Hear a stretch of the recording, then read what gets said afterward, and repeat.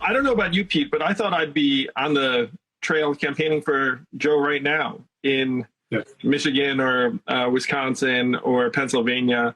So to the extent that you and I appeal to folks who need to get one over to Joe, then we need to work on it. Because people need to see that we're all on the same team, right? And it's not that we abandon some of the ideas that maybe made us different from each other. It's that whatever differences there were in our styles or approaches are like this compared to this gulf between us and what's going on right now. Former 2020 Democratic presidential candidates Andrew Yang and Pete Buttigieg on garnering support for former Vice President Joe Biden during this especially difficult campaign season.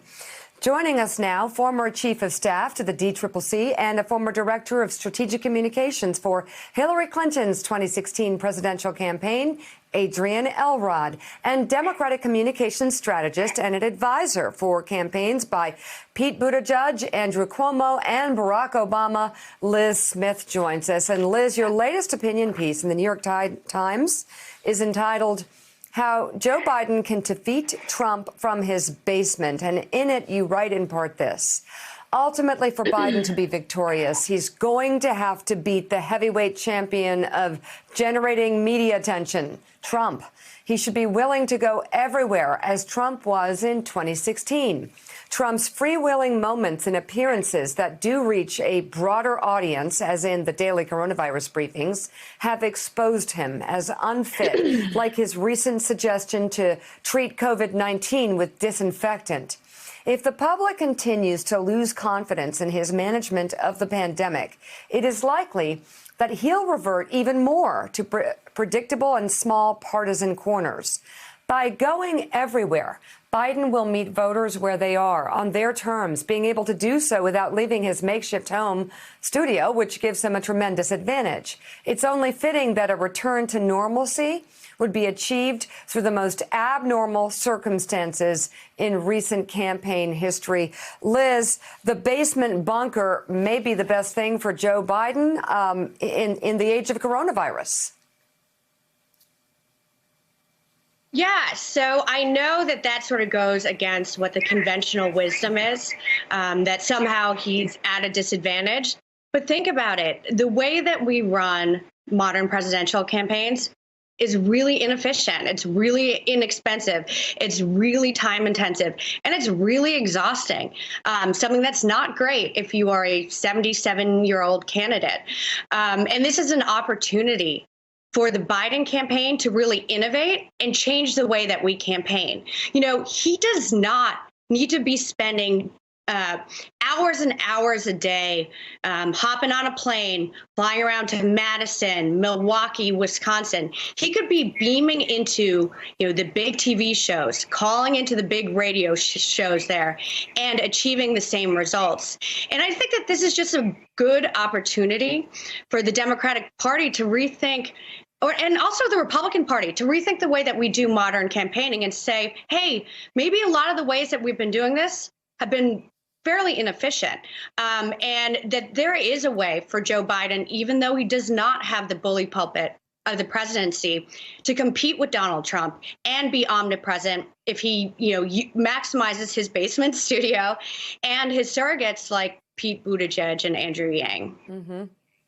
Adrian Elrod, I couldn't agree with Liz more, because just seeing Biden on the campaign trail, knowing him, the one thing that I think was possibly frustrating for campaign aides is that he loves connecting with people. In fact, that's gotten him into trouble, innocently connecting with people, wanting to talk to them, wanting to hear what they have to say, taking the moment to be fully empathetic to someone maybe who has lost someone. But these were moments on the campaign trail which were beautiful in many ways, but they sucked his time and his energy.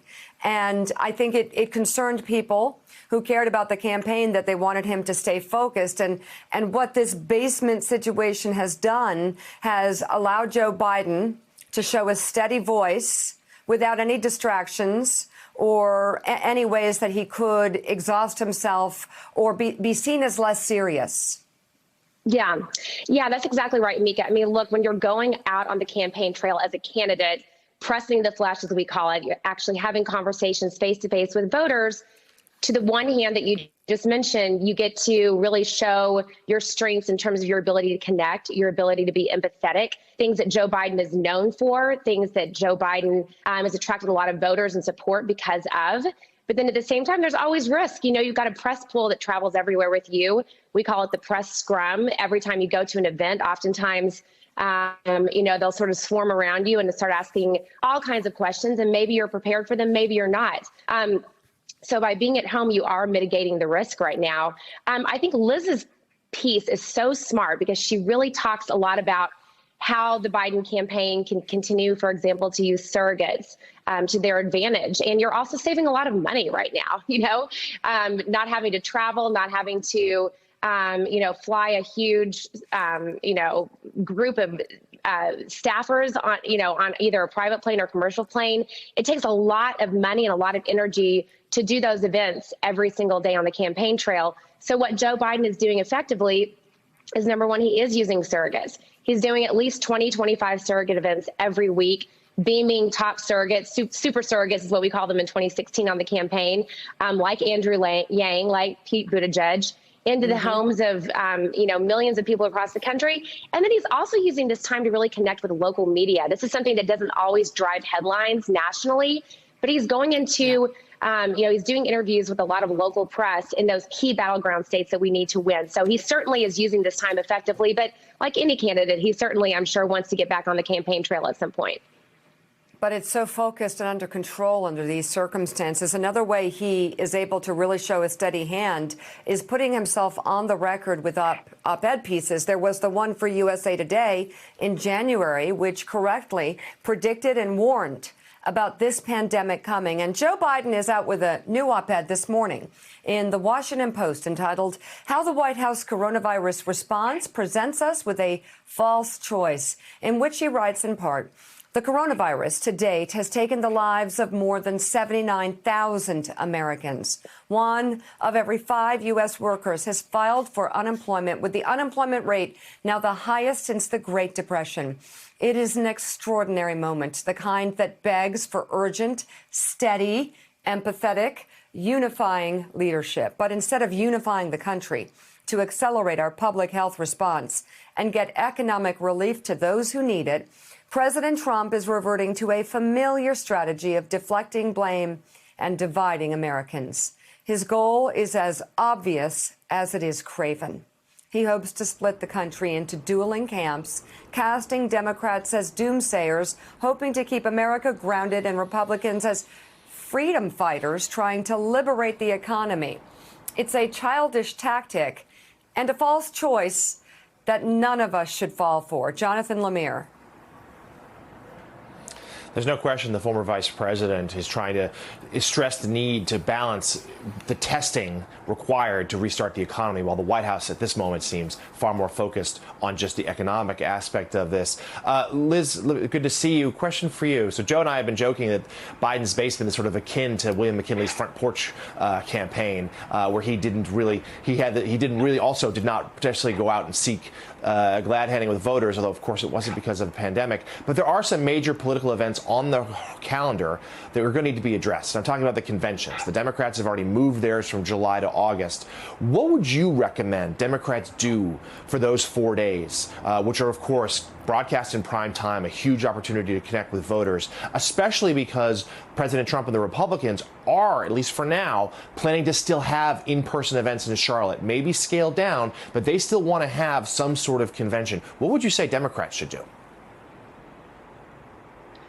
Well, first of all, I'd say the Republicans are saying that they will have it, but public health guidelines will ultimately dictate what the parties do. And even though the Democratic leadership hasn't said we're going to go to, a virtual convention, let's be real. That's the direction in which we're headed. I mean, if you look at across different fields, we see corporate conventions into 2021 being canceled. So the idea that we're going to be holding an in-person convention with thousands of people in August of 2020 2020 is simply delusional.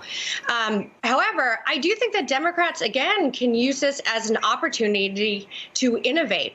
You know, the other day I heard Nancy Pelosi talking about how we needed to have an in-person convention because it reminded her of how excited she was in 1960 seeing John F. Kennedy at the Democratic convention. Well, guess what? It's 2020. It's not 1960. We need to be doing things differently. And to me, as someone who's been to many of these conventions, I feel like party conventions are the TV equivalent of Ambien. They put people to sleep. And we do not need hours and hours of talking points driven primetime speeches anymore. So this is an opportunity, I think, for Democrats to call on the creative elements of our party, call on our Hollywood supporters, call on our really creative grassroots supporters to create dynamic content. We don't need to just see speech after speech. We can see musical performances. We could see entertainment skits.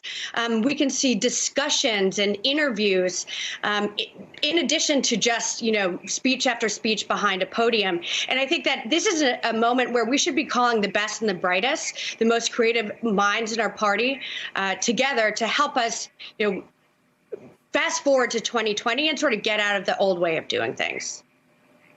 Let's bring into this conversation longtime media executive and CNBC founder and contributor Tom Rogers. He's editor-at-large at Newsweek, and Tom's latest column for Newsweek argues that words matter and Joe Biden needs to use his better. So, Tom, explain the challenge you see Joe Biden could be facing by not doing a lot of off-the-cuff work as much.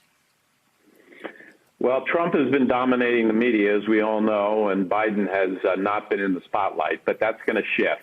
And when it shifts, Biden needs to perform. And with all the talk about how a virtual campaign could be run versus a traditional campaign and some of the great suggestions that Adrian and Liz have made, the bottom line is the candidate needs to be able to articulate a clear and convincing message. And particularly when it comes to the pandemic, what my piece says is he's not there yet. And it pains me to say this, it really does. But his performance in being able to come up with a compelling narrative and a passionate storyline that really is ready for primetime election season, when it comes to talking about the legacy of Donald Trump of mass death and economic collapse, he's just not there yet. His performances have been very unsatisfying, and basically he's been getting softball interviews with the exception of yours, Mika, on the sexual harassment issues. He's had perfect opportunity to be able to articulate that message.